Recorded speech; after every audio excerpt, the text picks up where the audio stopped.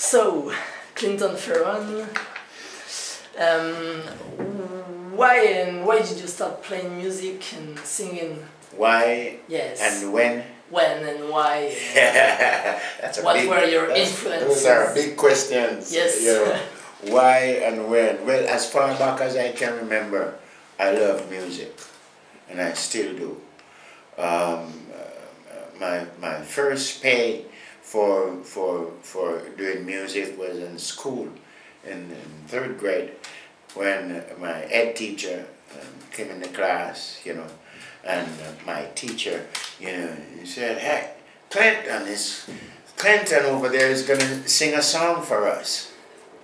And I got up and I sang a song, and he gave me 1 penny. Oh, but that's the beginning of... that's the beginning of my career. Yeah, the beginning of your career. And what were your influences? Who did you listen to? You know, during... back then, you know, there's my dad, my stepmom, they used to sing in the house and things like that. My dad used to play, what do you call it, a mouth organ. We call it a mouth organ. You know, yes, kind of like a harmonica. But it's not really harmonica. It's a different one. The harmonica is with different. The harmonica is the harmonica is it have like 1 layer of key, and on the other side you have 1 layer of key. You know, this one have 2 layers on one side and 2 layers on the other side. Oh. You know, we call it mouth organ.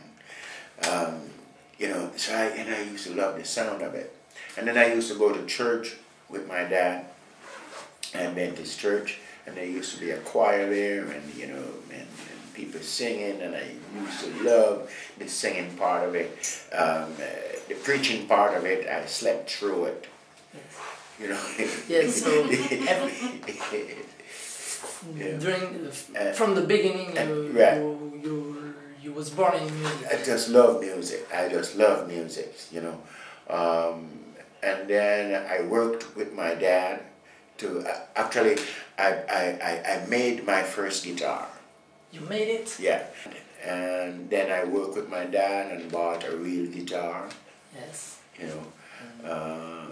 Then shortly after that I went to Kingston to live with my mom.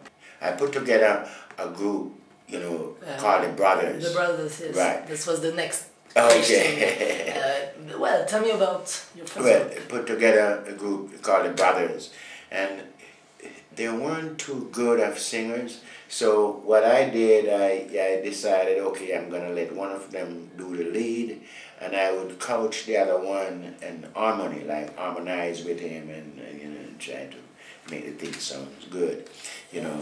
And that's what I did. And we went on for a while, did a few auditions here and there, didn't get anywhere.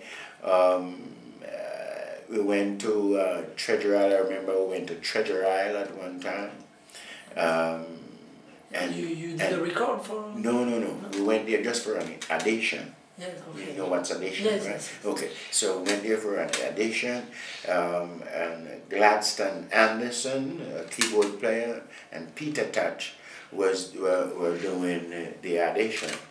Well, we passed the audition, and when we went upstairs at the studio, Gladiators were doing a song, were recording a song. That's when well, we didn't really meet then. We were outside, kind of looking in, watching them doing the session.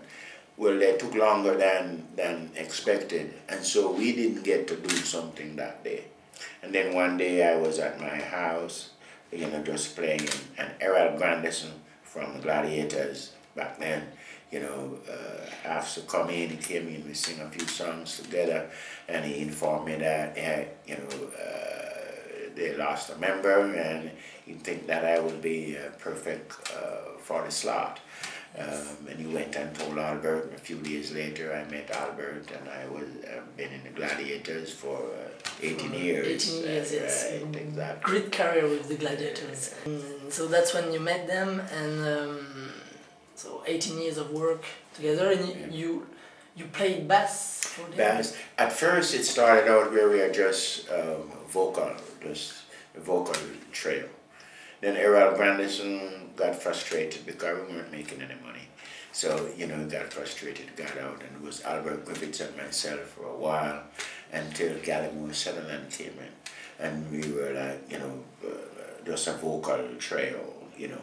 And then we decided after a while that, hey, we want to be a self-contained group.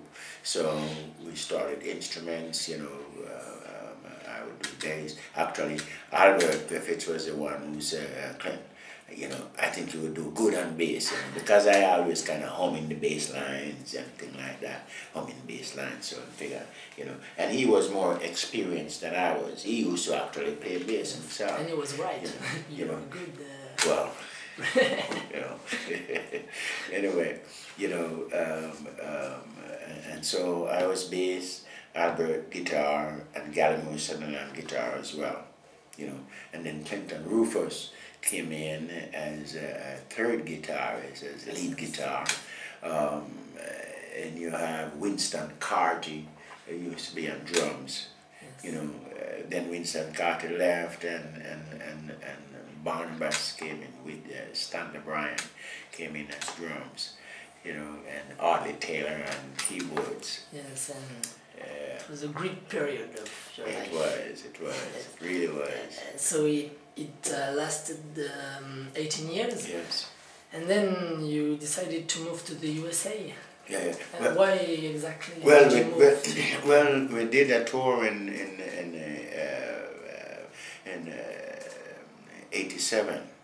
1987, and at the end of the tour we had lots of time on our visa.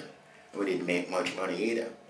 And so we decided, okay, so we called a friend of ours that live in the Seattle area and say, hey man, we have a lot of time on our visa, you know, we'd love to come and do something, make some money before we go back. We said, hey, if you can buy a ticket, you know, no problem. So we bought our ticket, except for Gallimore Sutherland wasn't there. And Albert went back to Jamaica. But the rest of us went back to Seattle, you know, and we put together something quick called the Defenders, you know, and we were there for like, you know, 5 or 6 months. And we actually made good money. We developed a good following, you know. Yes. Like come out and support it. People liked your really loved the vibe. California, the West Coast. It's mostly, yeah, the West Coast, mostly in the Seattle area. We went to California a few times, but most of the time, one time out of that we went to, actually I can't even remember if we went to California at that time. It's after that we went back. But within that 6-month period, you know, we spent most of the time right there in the Seattle region, you know, in the region, and made good money. So the idea was like, okay, all right, well, you know, we can always go and come, you know, and get a kind of an American dream. Right. Well, we went back to Jamaica, and the drummer died. Winston Carty died. Yes. And so that kind of slowed things down, and then after a while, you know, the rest of us, we went back to Seattle, and we got another drummer there in Seattle, put back the link together again, and we went down for like about 5 years, you know. And then you... Then I created Boogie Brown. I created Boogie Brown. Yes. And Boogie Brown's been going now for like 17. From then till now. You got it. From then till now. Boogie Brown with jazz influences also? But there's jazz influence, there's blues influence, there is, you know, the Jamaican influence, you know, but, and so I think it's a good combo. It's a good combo. Yes, everything mixed in one album. Yeah. One album named Mideya, the 8th album. 14 songs that kill. Really 14 good tracks. Yes, 14 good tracks. really good tracks.